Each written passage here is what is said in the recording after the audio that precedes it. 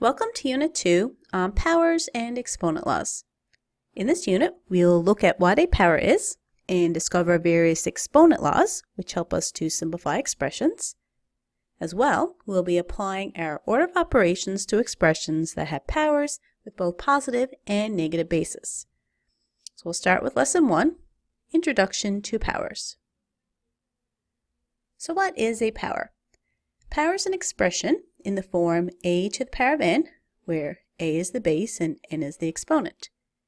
Now, power is just a condensed way to write repeated multiplication, just as multiplication is a way to write repeated addition.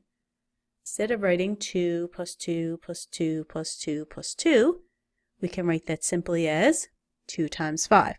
So we have a similar process for when we have repeated multiplication. Now, the base of a power will always be a positive or negative integer, except 0, and the exponent will be a whole number. So if we have 2 multiplied by itself 5 times, we can write this simply as 2 to the power of 5, where we call 2 the base and 5 is the exponent. And the expression as a whole is called the power.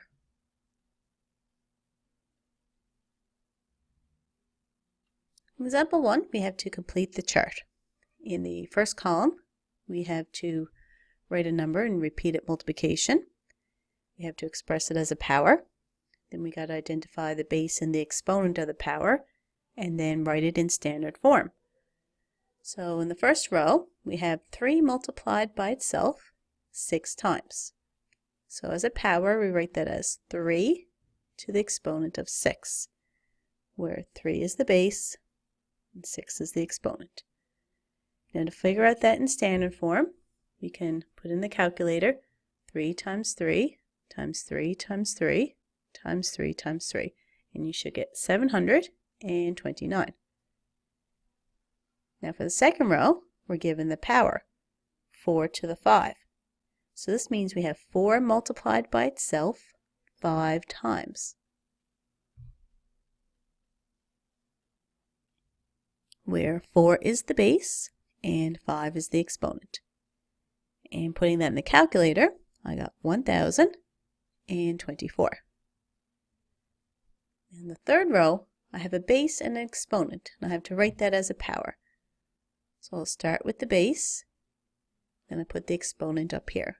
So the order here, of course, is very important. You cannot write 7 to the 2 because they are very different things. 7 to 2 is not equal to 2 to the 7. So make sure that the base is the larger number and the exponent is the smaller number goes up there. So for the repeated multiplication, I have to write out 2 times 2 times 2 times 2 7 times. And then putting that in the calculator, I got 128. Now the last row, we're given a number in standard form. We got 64, and we have to write that as repeated multiplication and as a power. Now just having done a unit on perfect squares, you might remember that 64 is a perfect square, and it is 8 times 8, or 8 squared. So 8 is the base, and 2 is the exponent. Now there's not just one correct answer for this. 64 can be written in a couple of other ways. So you can experiment with that and try to figure out some other ways that you can express 64.